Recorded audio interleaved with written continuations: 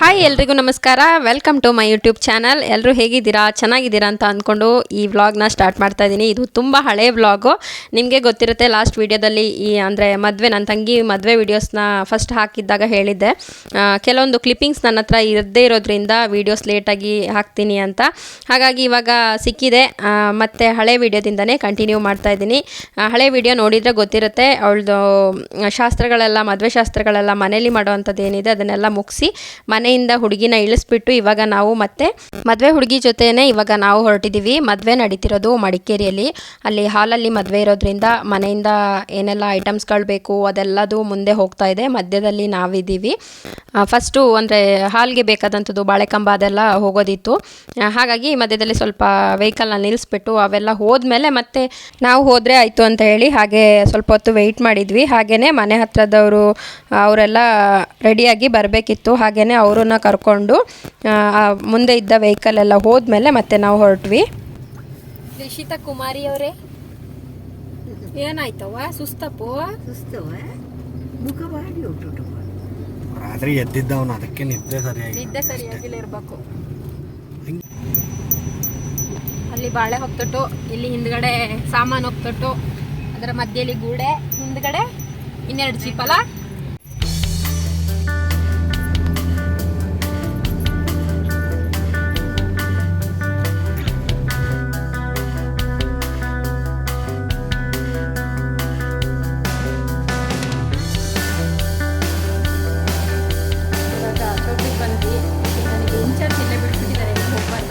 ನಾವು ಮದುವೆ ನಡೀತಿರೋ ಹಾಲ್ಗೆ ಹೋಗಿ ತಲುಪೋ ಅಷ್ಟರಲ್ಲಿ ಆಲ್ರೆಡಿ ಎಲ್ಲ ನೆಂಟರೆಲ್ಲ ಬಂದಿದ್ದರು. ನಾವು ಬೇಗ ಶಾಸ್ತ್ರನ ಶುರು ಮಾಡ್ತೀವಿ, ಆದ್ದರಿಂದ ಬೇಗ ಬನ್ನಿ ಅಂತ ಎಲ್ಲರಿಗೂ ಹೇಳಿದ್ವಿ. ಅಂದರೆ ಹುಡುಗಂದು ಶಾಸ್ತ್ರ ಆಗೋದಕ್ಕಿಂತ ಮೊದಲು ಹುಡುಗಿ ಕಡೆ ಶಾಸ್ತ್ರ ಆಗಬೇಕು. ಮತ್ತು ನಾವು ತಂಗಿದು ಎಂಗೇಜ್ಮೆಂಟು ವಿಳ್ಳೆ ಶಾಸ್ತ್ರನ ಮಾಡಿರಲಿಲ್ಲ, ಅದನ್ನು ಕೂಡ ಚಪ್ರ ದಿನನೇ ಮಾಡೋಣ ಅಂತ ಇಟ್ಕೊಂಡಿದ್ವಿ. ಹಾಗಾಗಿ ಇವತ್ತು ವಿಳ್ಳೆ ಶಾಸ್ತ್ರನೂ ಇರೋದ್ರಿಂದ ಎಲ್ಲರೂ ಸ್ವಲ್ಪ ಬೇಗ ಬರೋದಕ್ಕೆ ಹೇಳಿದ್ವಿ. ಹುಡುಗಿದು ಅರ್ಶಿನ ಶಾಸ್ತ್ರ ಆದಮೇಲೆ ಹುಡುಗಂದು ಅರ್ಶಿನ ಶಾಸ್ತ್ರ ಇರೋದು, ಅದರಿಂದ ಅವರು ಬೇಗ ಬಂದಿರಲಿಲ್ಲ. ವಿಳ್ಳೆ ಶಾಸ್ತ್ರ ಇರೋದ್ರಿಂದ ಸ್ವಲ್ಪ ಜನನ ಬೇಗನೆ ಕಳಿಸಿಕೊಟ್ಟಿದ್ರು. ಸಭಿಕರಿಗೆ ನಮಸ್ಕಾರ. ದೇವಸಭೆಯಲ್ಲಿ ವಿಳ್ಳೆ ಅನ್ನು ಇಟ್ಟು ಕೂತ್ಕೊಳ್ಳೋದು ಅನ್ನು ಕೊಡಬೇಕು, ನೀರು ಮುಟ್ಟೋದು ಅನ್ನು ಕೊಡಬೇಕು.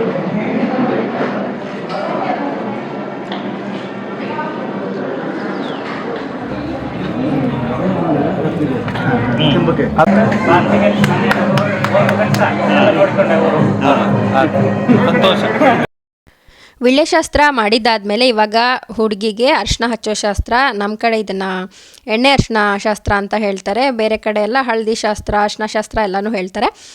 ಅದನ್ನು ಇವಾಗ ಸ್ಟಾರ್ಟ್ ಮಾಡಬೇಕು. ಫಸ್ಟು ಏನಂತಂದರೆ ಎಲ್ಲರಿಗೂ ವಿಳ್ಳೆ ಕೊಡೋದು ಅಂತ ಮಾಡ್ತಾರೆ. ಅಂದರೆ ಒಂದು ಚೊಂಬಲ್ಲಿ ನೀರು, ಅಡಿಕೆ, ಎಲೆನೆಲ್ಲ ಇಟ್ಬಿಟ್ಟು ಅವರಿಗೆ ಗೌರವದಿಂದ ಕರೆಯೋದು ಅಂತ. ಫಸ್ಟು ಸೋದರ ಮಾವ ಅವರು ಕಾಸ್ತಾಳಿ ಅಂತ ಕಟ್ತಾರೆ, ಅವರಿಗೆ ಫಸ್ಟು ಕೊಟ್ಬಿಟ್ಟು ಆಮೇಲೆ ಅಡೋಳಿ ಅಂತ ಅಂದರೆ ಸೋದರ ಮಾವನ ಮಕ್ಕಳಿಗೆ ಕೊಡೋದಿದು.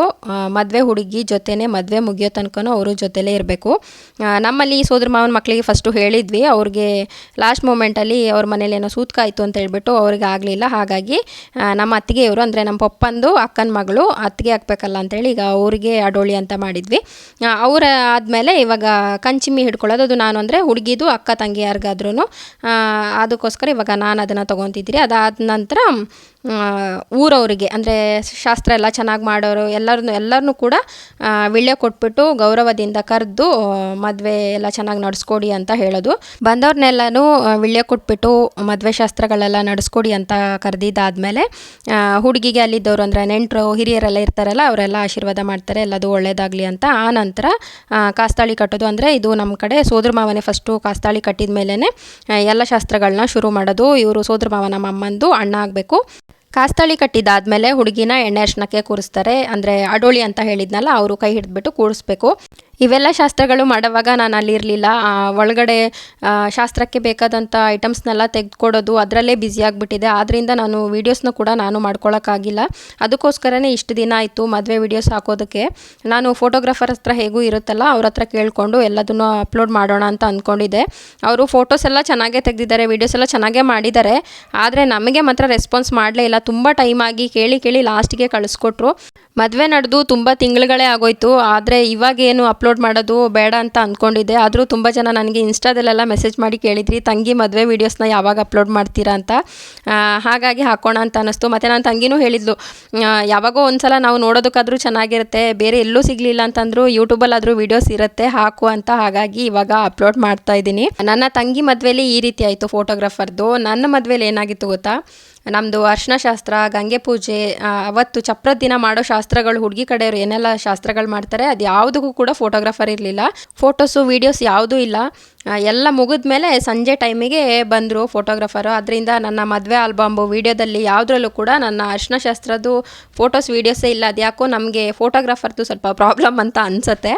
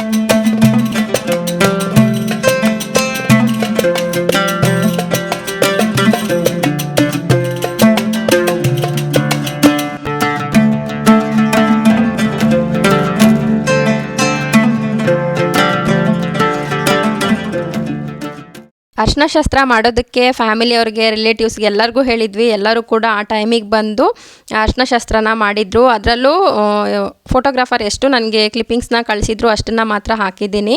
ಒಂದೊಂದು ಕಡೆ ಒಂದೊಂದು ರೀತಿ ಅರ್ಶಿನ ಹಚ್ತಾರೆ. ನಮ್ಮ ಕಡೆ ನಾವು ಹುಡುಗಿರಿಗೆ ಮಾತ್ರ ಅರ್ಶಿನ ಹಚ್ಚೋದು, ಇಬ್ಬರನ್ನ ಕೂರಿಸ್ಬಿಟ್ಟು ಅರ್ಶಿನ ಹಚ್ಚಲ್ಲ. ಇವಾಗ ವಿಡಿಯೋ ಶೂಟ್ ಟೈಮ್ ಹೇಗೆ ಬಂದಿದೆ ನೋಡಿ.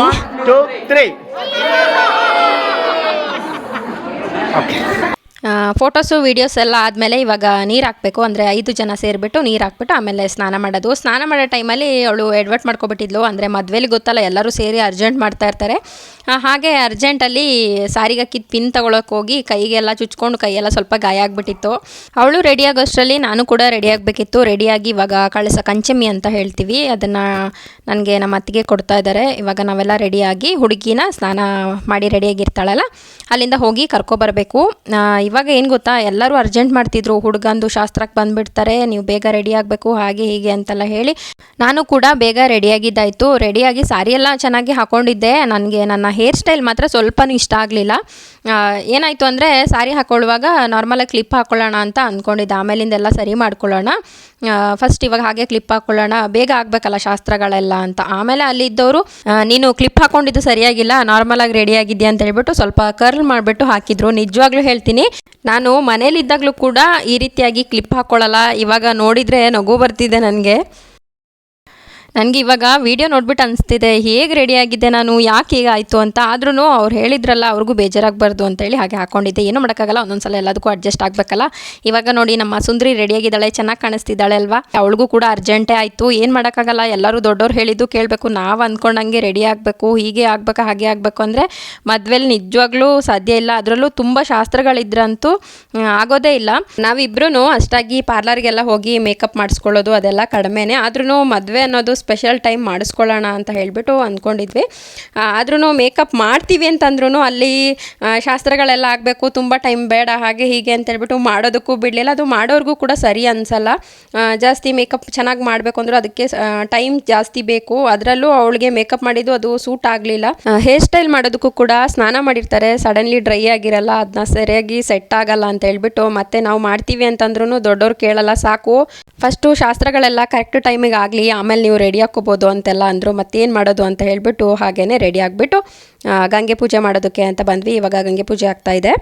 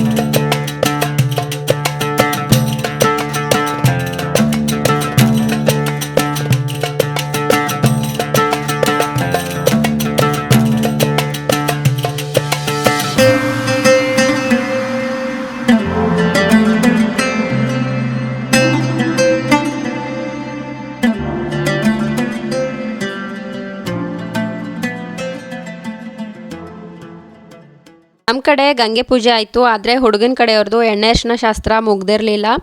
ಈ ಎಣ್ಣೆ ಅರಿಶಿನ ಶಾಸ್ತ್ರ ಆಗದೇ ನಾವು ಆ ಕಡೆ ಹೋಗೋಕ್ಕೂ ಆಗಲ್ಲ. ಅಂದರೆ ಹುಡುಗ ಹುಡುಗಿ ಇವತ್ತಿನ ದಿನ ಮುಖ ನೋಡಬಾರ್ದು, ಮಾರನೇ ದಿನ ಧಾರೆ ಟೈಮಲ್ಲೇ ಮುಖ ನೋಡೋದು.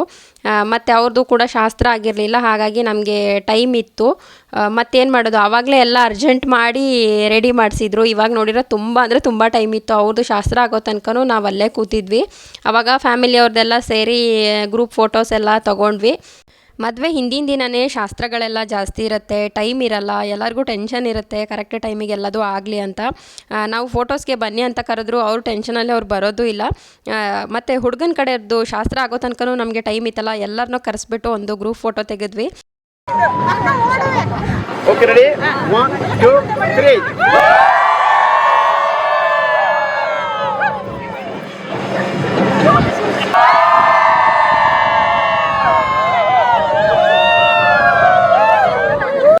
ಫ್ಯಾಮಿಲಿಯವ್ರ ಜೊತೆಲ್ಲ ಫೋಟೋಶೂಟ್ ಎಲ್ಲ ಆದಮೇಲೆ ಇವಾಗ ಹುಡುಗನ ಕಡೆಯವ್ರದ್ದು ಅರ್ಶಿನ ಶಾಸ್ತ್ರನೂ ಆಯಿತು. ಅರ್ಶಿನ ಶಾಸ್ತ್ರ ಆದಮೇಲೆ ಇವಾಗ ನಾವು ಹೋಗ್ಬೋದು ಒಳಗೆ.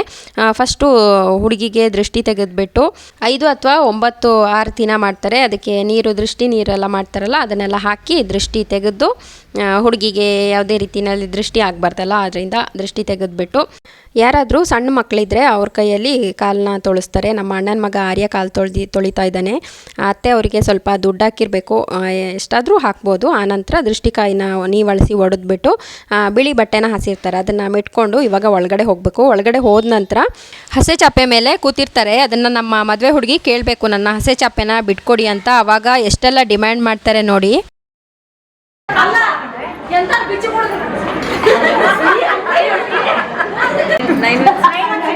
ಇದು ಬೇಡ ಮಳೆಗಾಲ ಅಷ್ಟೇ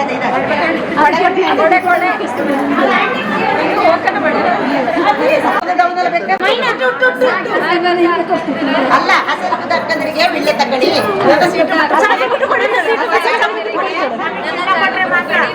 ಚಿನ್ನ ಒಂದು ಉಂಗುರ ಬಿಚ್ಚಿ ಹಾಕಿಯಪ್ಪ.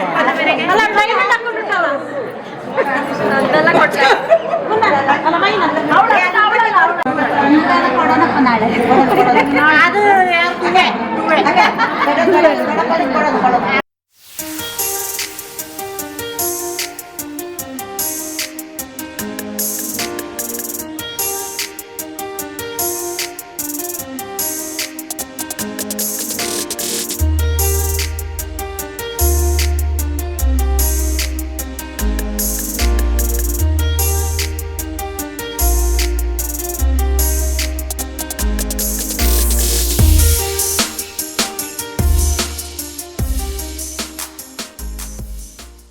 ಇವಾಗ ಮಾಡಿರೋ ಶಾಸ್ತ್ರ ಏನು ಅಂತಂದರೆ ಮನೆ ದೇವರಿಗೆ ಹರಕೆ ಹಣ ಕಟ್ಟೋದು ಅಂತ. ಮನೇಲಿ ಮದುವೆ ಮಾಡ್ತಾರಲ್ಲ ಆವಾಗ ಇದನ್ನು ಮಾಡ್ತಾರೆ ಮನೇಲಿ. ಅಂದರೆ ನಮ್ಮಲ್ಲಿ ನಮ್ಮ ಅಣ್ಣ ಅತ್ತಿಗೆ ಈ ಹರಕೆ ಹಣನ ಕಟ್ಟಿದ್ರು, ಹುಡುಗಿ ಹಾಕಿರೋ ಸೆರ್ಗಿಗೆ ಕಟ್ತಾರೆ. ಅದನ್ನು ಮಾಡೋವಾಗಲೇ ನನ್ನ ತಂಗಿಗೆ ಅಳು ಬರ್ತಿತ್ತಂತೆ.